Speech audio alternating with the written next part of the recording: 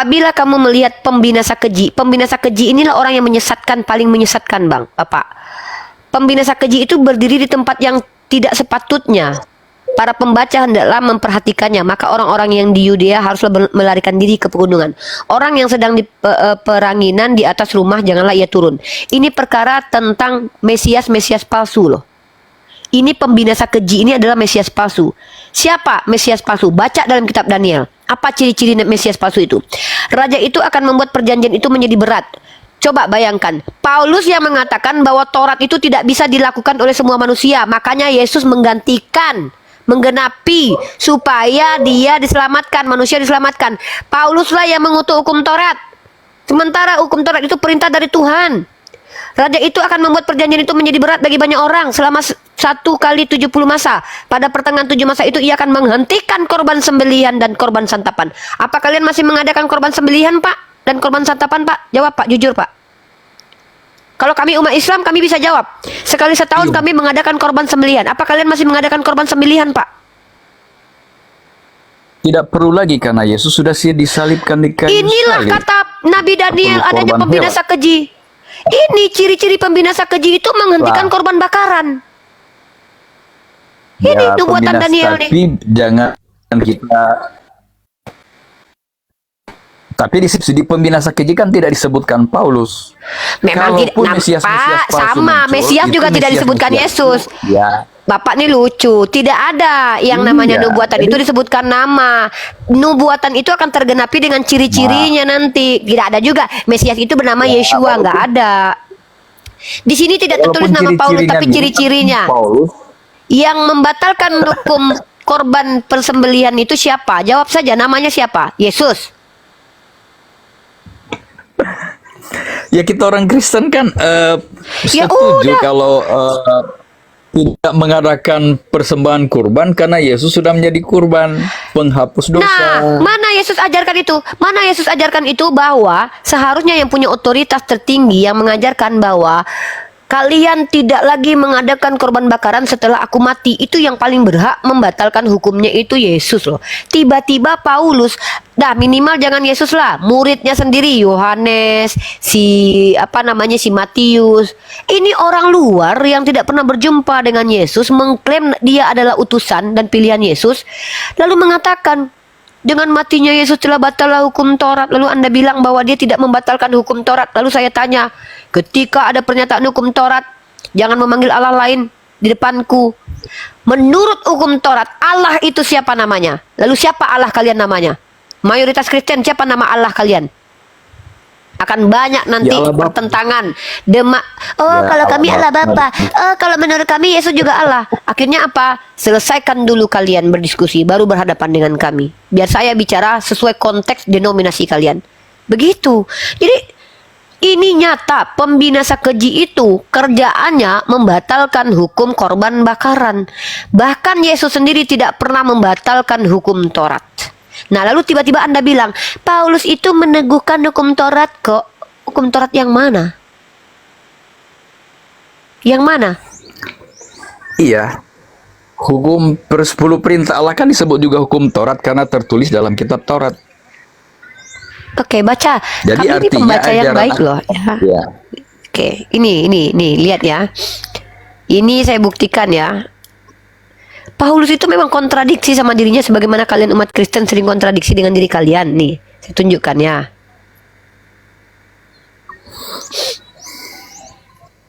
Nih, saya tunjukkan nih kalau apa yang Anda bilang itu saya bantah dengan perkataan Paulus sendiri.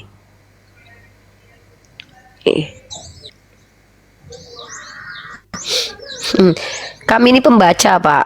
Nih. Nah, mari kita lihat nih. Galatia pasal 3 nomor 22. Baca yang baik, Pak. Saya bukakan datanya di sini ya.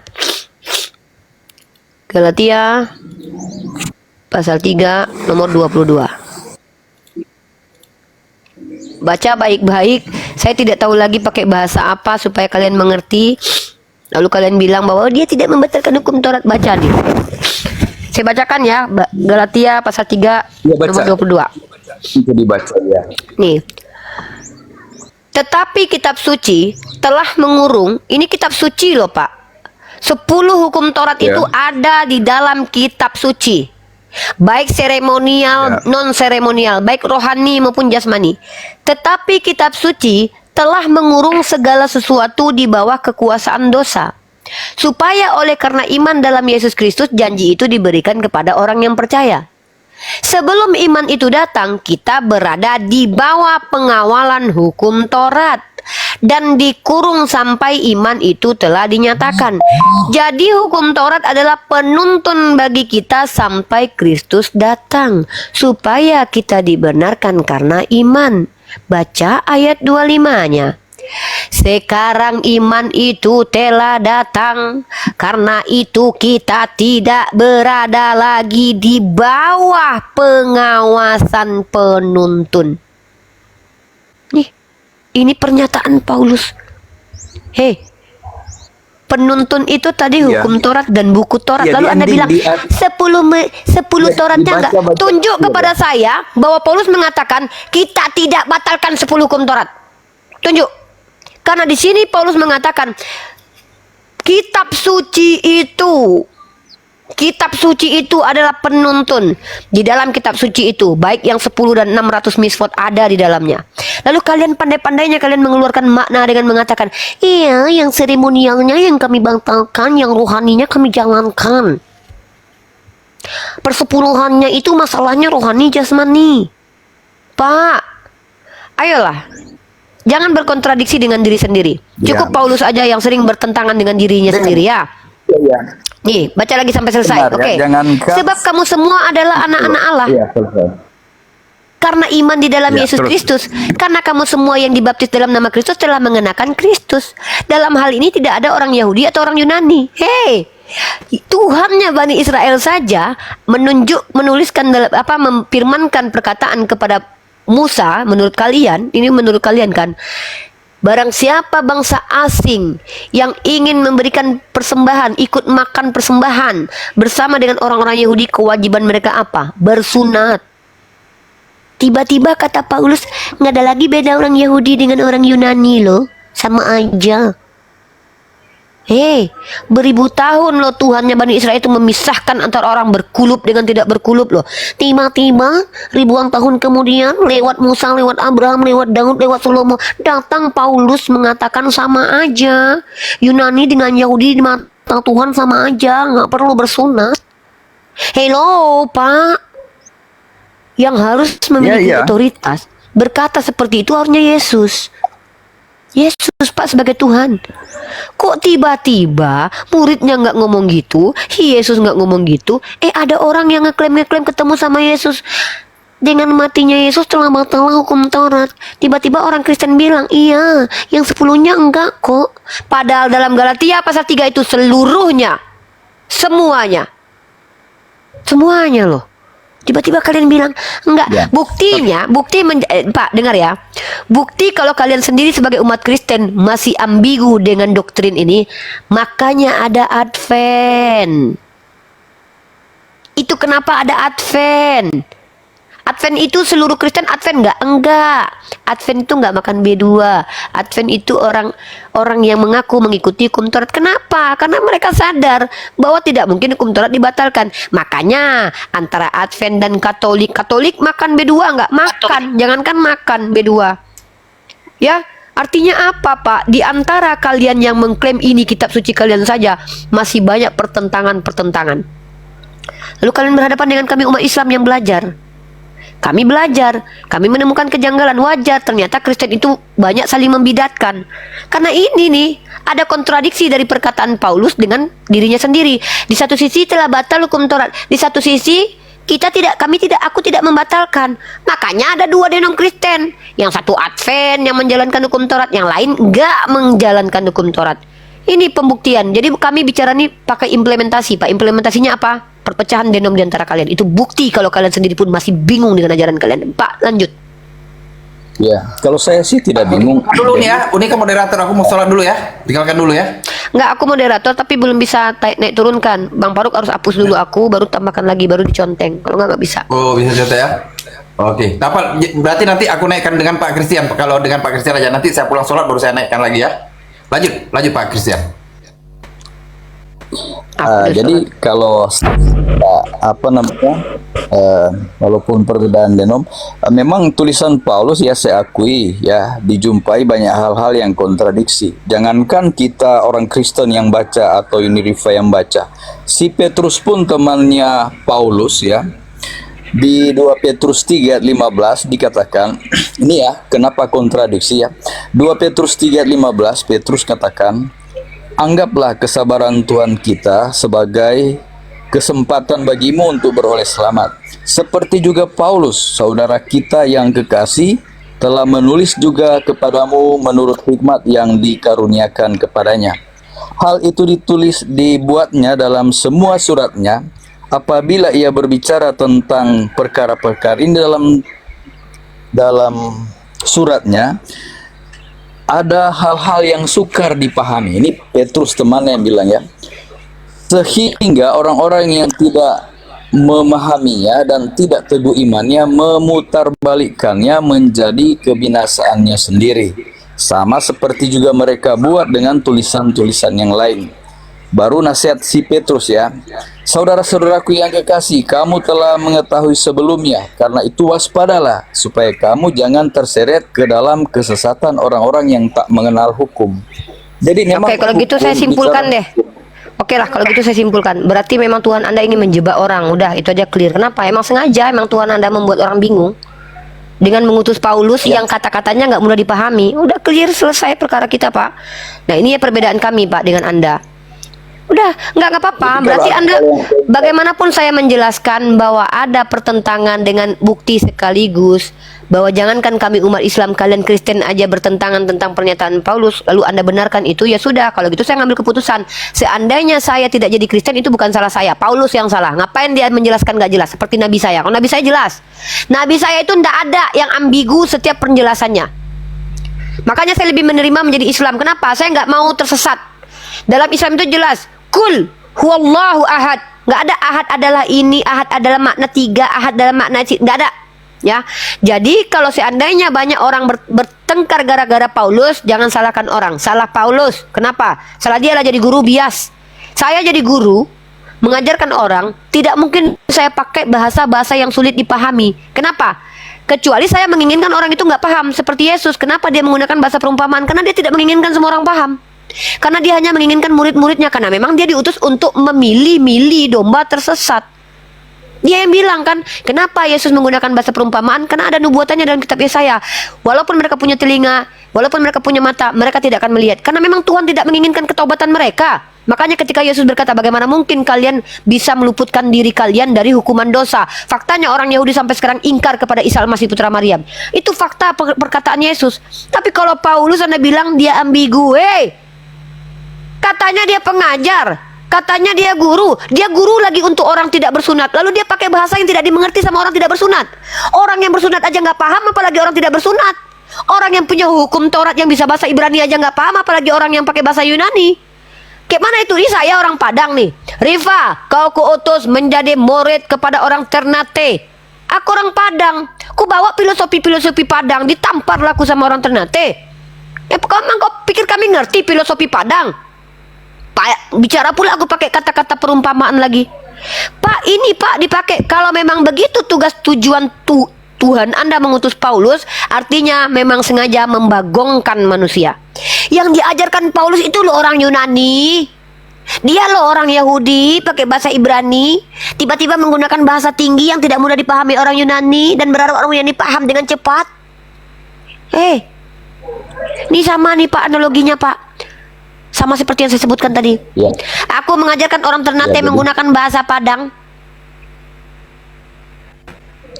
Ya. Nggak make sense, Pak. Jadi kalau kita baca yang kontradiksi ya, kan ada ayat Alkitab mengatakan carilah jalan dahulu kala dan tempuhlah itu. Jadi ketika kita sulit memahami tulisan Paulus tentang Sabat, contoh hari ketujuh ya, kita cari di perjanjian lama, di mana saya temukan kebenaran hari ketujuh. Apakah itu kena hari Minggu atau parah nih. Kalau memang balik ke perjanjian lama, ngapain Yesus Paulus ngajarin pakai perjanjian baru? Balik aja udah semuanya ke perjanjian lama, Pak. Carilah jalan dahulu kala dan tempuhlah itu. kalau kita ke Paulus tulisan ngajar Musa, kita coba. akan temukan. Nah, jadi kita temukan di Perjanjian Lama. Di mana kita selidiki kalau Ya kalau gitu kan ngapain si perjanjian- Paulus ngajar, Pak? Mending orang baca perjanjian lama aja. Jadi Perjanjian Lama dan Baru sebenarnya ada hubungannya. Kalau Paulus ajarannya sebenarnya mengajarkan kita percaya Yesus dan menuruti 10 perintah Allah itu, tidak menghilangkan hukum, tidak. Jadi ajaran Paulus sebenarnya kalau jadi Kristen itu tidak pandang bangsa apa saja ya, entah Yahudi ataupun orang di luar Yahudi menjadi Kristen. Jadi orang yang di luar Yahudi harus percaya Yesus dan patuh juga pada hukum Allah. Orang yang patuh pada hukum Allah harus juga beriman kepada Yesus. Jadi mengenai apa yang dikatakan Paulus ya, kepadamulah ini ya, kepadamulah Injil Kerajaan Allah lebih dahulu disampaikan, tetapi kamu menolaknya, sehingga kami berpaling kepada bangsa-bangsa lain. Ya itulah tugas Paulus untuk bangsa-bangsa lain. Oh berarti Wajarlah Yesus kalau selama banyak ini Kristen salah jadi ya. Nih lucunya ya. Yesus datang 33 tahun datang untuk orang Israel. Ternyata tiba-tiba Paulus dikhususkan untuk orang non Israel. Maksud Bapak gini nih, Tuhan sendiri datang gagal. Ya udah utus lagi deh yang lain gitu, untuk yang lain aja deh karena kayaknya nggak mempan nih diajarin orang Israel, nggak ada juga yang bertobat gitu. Pak, aduh Pak. Semakin Bapak menjelaskan penjelasan Bapak, semakin merendahkan Yesus sebagai Tuhan Bapak loh. Semakin Bapak loh. Ini 12 konsekuensinya. murid Yesus juga. Iya, kan Bapak bilang karena kemuliaan sudah diberikan kepada bangsa lain. Sementara ketika Yesus hidup saja, dia nggak menginjili bangsa lain loh. Dia menginjili bangsanya sendiri loh. Bentar nih ada Iya, ada betul. kucing benar-benar. Nah terus tiba-tiba Ya, kalau dia boleh. memilih Paulus. Dia memilih Paulus untuk menginjili orang lain. 12 murid tidak benar ya, waktu dia masih hidup, dia melarang murid-muridnya untuk menginjili bangsa lain. Tiba-tiba kemudian dia katakan, nih kontradiksi lagi nih. Ya dengar ya. Kalau Paulus mengklaim sama seperti kepada Petrus diberikan kekuatan untuk menginjili orang-orang bersunat, begitu juga diberikan kekuatan kepadaku menginjili orang non bersunat. Kalau begitu apa ketika kalian mengatakan pergilah injililah seluruh makhluk, jadikan semua bangsa-bangsa muridku? Berarti Paulus berbohong lagi. Berarti murid-murid Yesus itu semuanya juga diperuntukkan untuk orang non Israel. Jadi Pak, Ya. kalau ada sebuah kebohongan, itu masa waktu akan menunjukkan kebohongan karena tidak ada kejahatan yang sempurna, Pak. Dalam istilah kriminal, tidak ada kejahatan yang sempurna, Pak. Kebohongan akan terbukti. Paulus, saya bisa buktikan kebohongan-kebohongannya. Pertama, ajaran yang dia katakan itu banyak pertentangannya. Tidak ada pengampunan dosa tanpa darah, itu bohong. Karena Yesus pernah mengampuni tanpa penumpahan darah, itu bohong besar loh. Lalu dia katakan, dia yang mendengar bersamaku mendengar suaranya tapi tidak melihat bentuknya. Tiba-tiba dia katakan lagi, dia yang bersamaku melihat tapi tidak mendengar suaranya. Ini kontradiksi, Pak. Lalu Anda bilang di sini, iya tidak semua orang bisa paham perkataan Paulus. Lalu siapa kalian yang sok paham perkataan Paulus kalau gitu? Apa kapasitas kalian mengatakan kalian lebih paham perkataan Paulus daripada saya? Nah, artinya kan gini nih. Kan tidak semua orang bisa paham perkataan Paulus ini, Pak. Oke, saya terima tuh. Maka tunjukkan metodologi untuk bisa mencapai pemahaman terhadap perkataan Paulus. Metodologinya apa? Oh, dibaptis dulu dalam nama Yesus, nanti roh Tuhan datang. Hantu, saya nggak percaya. Sama aja kayak Rifa, tahu nggak bagaimana bisa tahu api ini panas? Rasanya bakar dulu badanmu, Rifa. Nggak, Pak, nggak perlu harus membakar diri untuk tahu api itu panas, Pak. Nggak perlu masuk sembunyi dalam kulkas dulu untuk tahu rasanya bagaimana rasanya kedinginan biar mati, Pak. Nggak. Kita pakai ini, Pak. Pakai akal. Ketika kalian katakan tidak ada yang bisa memahami perkataan Paulus, lalu siapa yang bisa memahami perkataan Paulus? Bapak, Pak Kris, karena Bapak punya Roh Kudus, Iya. punya hikmah. Saya Oke, kalau gitu coba tunjukkan kepada saya. Yaudah, Bapak berarti beriman ya, memiliki iman. Saya memiliki iman kepada Yesus karena Oke. Paulus yang mengajarkan. Oke, buktikan. Saya ingin beriman seperti Bapak. Tapi saya harus percaya dulu sama Bapak. Minum racun dulu. Tapi- Silakan Bapak. Saya melihat depan mata saya Bapak minum racun seperti yang diperintahkan Yesus. Ya, kalau Anda memiliki iman, maka Anda minum racun maut, Anda tidak akan meninggoy. Andai depan saya Anda minum racun, Anda tidak meninggal, saya ikut Anda lah. Buktikan. Ya, ini tentang itu ya, racun itu kan dilakukan oleh antikris, orang yang menolak ajaran Kristen di mana-mana. Kalau mereka memberi racun penginjil itu kejahatan. Kalau Anda suruh saya minum racun sekarang, nah itu berarti Anda antikris. Loh, antikristus itu orang yang tidak percaya Yesus sebagai manusia, Pak. Saya percaya dia sebagai manusia. Pak, jangan diputar-putar, Jadi- Pak. Nggak ada antikris di situ. Barang siapa yang tidak menerima Yesus datang sebagai manusia itu antikris. Saya percaya dia sebagai manusia. Saya bukan antikris. Saya hanya ingin, kan Bapak mengaku Bapak lebih paham pengajaran Paulus yang benar. Kan menurut Bapak pengajaran Paulus benar, Bapak lebih paham. Saya kan dari tadi sudah tunjukkan secara akal, nggak mempan. Bapak bilang Bapak punya Roh Kudus, ya udah buktikan. Kalau Bapak punya Roh Kudus, Bapak nggak akan meninggoy. Atau Bapak pindahkan gunung lama-lama deh, saya di Ternate nih, Pak. Kalau Bapak bisa memindahkan gunung, karena itu perintah Yesus, kecuali saya men-challenge. Yesus kok yang ngajarin, masa ajarannya nggak bisa dijalankan? Kalau kalian punya iman sebiji sawi, ya pindahkan gunung. Nah, kalau Bapak sudah pindahkan gunung, saya ikut Bapak. Kita bikin gereja bareng, Pak. Saya akan jadi sekretaris Bapak tanpa dibayar seumur hidup, jadi budak Bapak deh. Asal Bapak bisa pindahkan gunung nih. Jadi budak Bapak saya. Saya yang akan menjadi budak Bapak. Kalau Bapak mampu mengikuti apa yang dikatakan Yesus. Sudah capek, Pak. Pakai akal nggak mempan. Pakai ilmu pengetahuan nggak mempan. Pakai imani dong. Ya udah, Bapak bilang Bapak punya Roh Kudus. Bapak pindahkan gunung Gamalama, saya langsung jadi budak Bapak seumur hidup. Silakan. Biar saya selamat nih. Kalau Bapak tidak mampu tunjukkan juga, pakai akal nggak bisa dibuktikan, pakai iman saja juga nggak bisa dibuktikan. Apa alasan kalian mengatakan kalian benar? Jadi kalau disuruh pindahkan gunung ya, kalau sekarang saya mau pindahkan gunung karena iman saya kuat, itu sama saja saya mau mencobai Tuhan. Loh, itu perintah. Matius 17 nomor 20. Dengar. Ia berkata kepada mereka, kecuali ini lip service nih omongan Yesus nih, cuman dusta doang nih.